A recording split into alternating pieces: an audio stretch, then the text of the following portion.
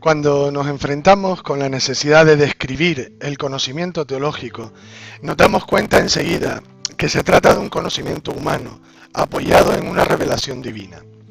Pero sin entrar todavía en este tema de la revelación, para entender la especificidad del conocimiento teológico, tenemos que aprender a distinguirlo de otros conocimientos humanos. Lo primero que hay que afirmar es precisamente que se trata de un conocimiento humano. Dios no necesita saber teología, y aunque la iniciativa de lo sobrenatural nos haya hecho definirla como una ciencia divina, así lo hicieron en la Edad Media, por ejemplo, en realidad hablamos siempre de una ciencia del ser humano y para el ser humano.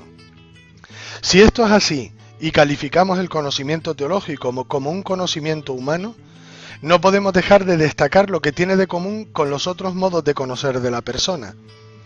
El origen de todo conocimiento humano viene provocado por la búsqueda de la verdad.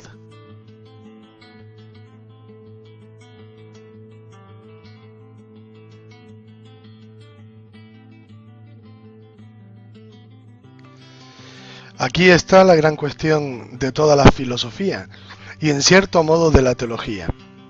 Hay un hecho claro y fenomenológicamente comprobable, que independientemente de cómo se conciba la verdad, si no la buscamos, no conocemos.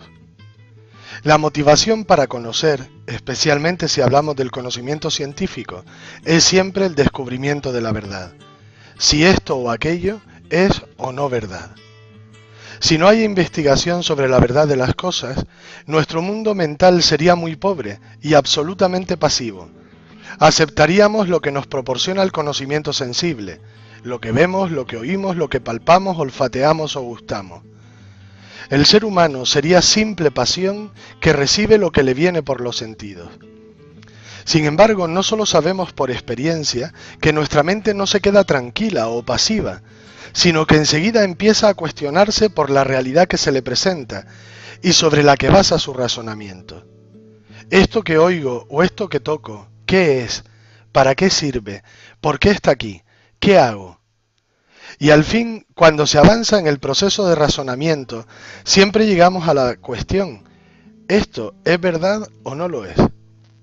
¿Es verdad que una oruga se convierte en mariposa? ¿Es verdad que si caliento con fuego el agua hierve? ¿Es verdad que si sonrío la gente es más amable? ¿Es verdad que en abril siempre llueve? Nuestra inteligencia recibe información, datos, pero cuando empieza el proceso que llamamos razonamiento, solo puede terminar en la cuestión sobre la verdad de las cosas. La filosofía misma nació de esta pregunta por la verdad.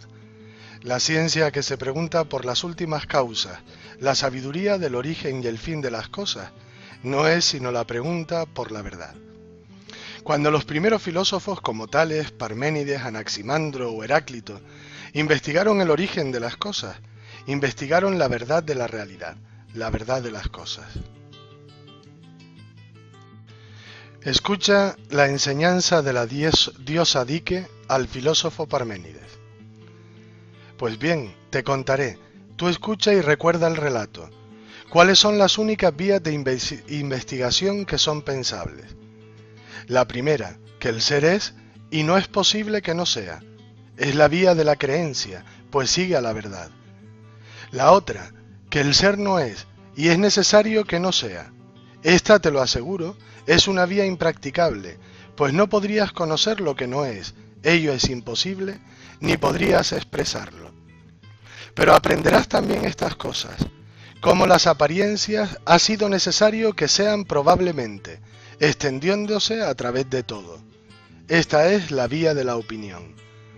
Solo un discurso como vía queda, que el ser es.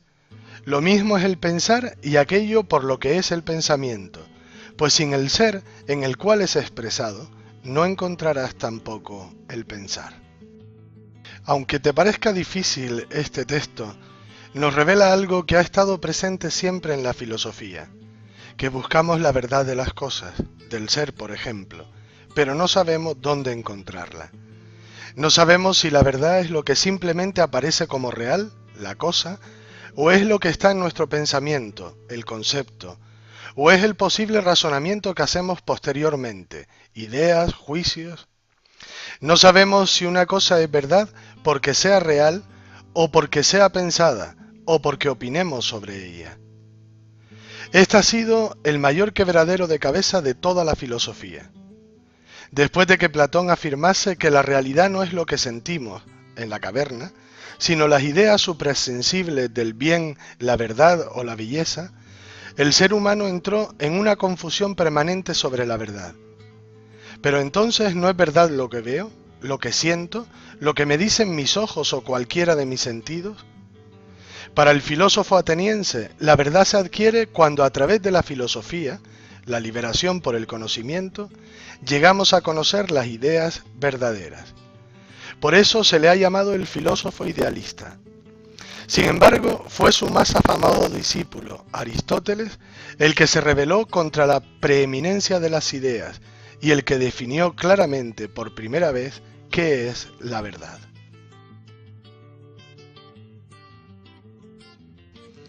Verdad es la adecuación entre el intelecto y la cosa, adequatio intellectus et rei.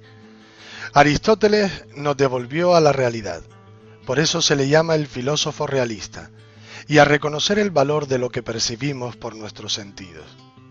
Sin embargo, fijémonos bien, que no se trata solo de aceptar pasivamente la información sensible. Los animales también lo reciben, pero no saben decir si una cosa es verdad o no, sino de desvelar si lo que he creado en mi inteligencia se adecúa a la cosa real. La verdad no está para Aristóteles en la cosa o en mi pensamiento, sino en la convergencia, en la adecuación entre una cosa y otra. Si se adecúan, entonces es verdad.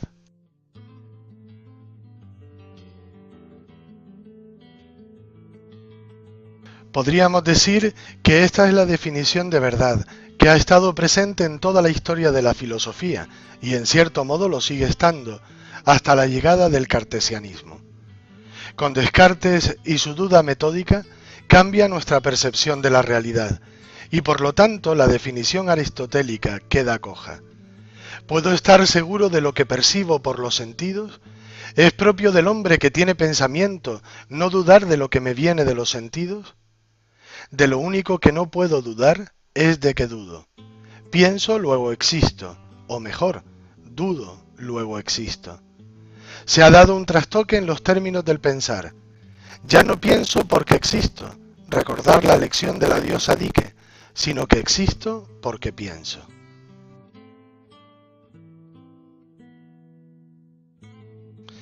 Este trueque es la base de la definición de la verdad que nos dejó posteriormente Kant, y que ha sido la más influyente en toda la filosofía y modos de vida occidentales, modernos y contemporáneos. Para Kant, la verdad no consiste en la adecuación entre el intelecto y la cosa, porque no puedo estar seguro de la cosa, de si los sentidos me engañan o no, sino más bien en la adecuación entre el intelecto y el objeto conocido. Es decir, verdad será la convergencia entre lo que pienso y la cosa tal como yo la he conocido, porque tal como es en la realidad no puedo conocerla. Para muchos, esta ha sido la puerta abierta al relativismo, porque cada uno conoce la realidad de maneras diferentes y por lo tanto cada uno tendrá una verdad. Independientemente que esto sea así, Kant nos ha situado delante de un aspecto que no podemos dejar de considerar. La verdad no está fuera, sino dentro de nosotros, en el pensamiento. La adecuación, sea con la cosa en sí, realidad sustantiva, o con la cosa conocida, realidad pensada o virtual, se da siempre en la inteligencia del ser humano, que es el único ser vivo que puede buscar la verdad.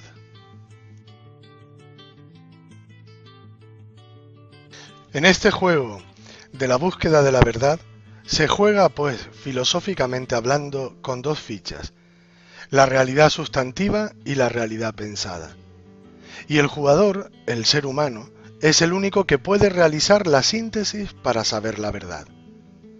Aunque no pueda acceder a lo real, y aunque la síntesis o adecuación se realice exclusivamente en la inteligencia humana, lo que no puedo ignorar es que debe haber algo que sustente tanto la realidad como lo pensado. La filosofía llegó a barajar esta posibilidad, pero asusta jugar con una realidad que no me ofrecen ni los sentidos ni la inteligencia. Esta realidad, que podríamos llamar realidad de lo real y pensado, es sin embargo necesaria cuando se lleva hasta el límite el método de dudar. Puedo dudar de todo, de la realidad y de mis percepciones, pero no puedo dudar de que dudo. ¿Y qué hace posible dudar? ¿Quién sostiene al pensante que duda de todo? La filosofía no ha podido llegar a más, sino a intuir la necesidad de un sustento de la realidad pensante, y se ha quedado ahí matando a la metafísica y a la ontología. Sin embargo, hay alguien que nos ha ofrecido una explicación de esta realidad de lo real y una definición de la verdad. Es otra ficha para el juego. Yo soy la verdad, dijo Jesucristo, y recogió el evangelista Juan en el capítulo 14, versículo 16. Nadie ha tenido la pretensión en la historia de ser la verdad salvo Cristo. Y con él el juego de la búsqueda de la verdad se lleva a otro nivel. Con su autoproclamación, Jesucristo supone un hito inigualable en la historia del pensamiento, y ya nada volverá a ser como antes. Se puede aceptar o rechazar, pero si llevamos el juego hasta su límite radical, no se puede ignorar. Este otro elemento se escapa a las verdades lógicas e incluso a las adecuaciones entre el pensamiento y la realidad sustantiva, porque este tercer elemento es inadecuado por esencia. Siguiendo el itinerario de la diosa Dike, tendríamos que incluir otra forma de conocer, otra vía de investigación. Esta no es otra sino la fe, la aceptación de que hay otro elemento inadecuado que nos lleva a buscar la verdad más allá de la adecuación, más allá de nosotros y de nuestro mundo. El juego requiere entonces nuevas reglas, una apertura que no coarte, sino que invite a ir más allá, a jugar donde incluso se pensaba que ya no se podía jugar. Esa apertura es la que vamos a estudiar en primer lugar, dándonos cuenta que el hombre es capaz de Dios, pero siempre considerando la vía de investigación correcta, la fe, que se profundiza y perfecciona en una ciencia propia, la teología. La teología es, pues, la ciencia de la fe, el saber crítico de la fe. Como explica Morfeo a Neo en Matrix, cuando se dirigen a ver al oráculo, esta asignatura les llevará hasta la puerta. Abrirla y entrar por ella solo le corresponde a ustedes. Yo solo puedo mostrarte la puerta. Tú tienes que atravesarla.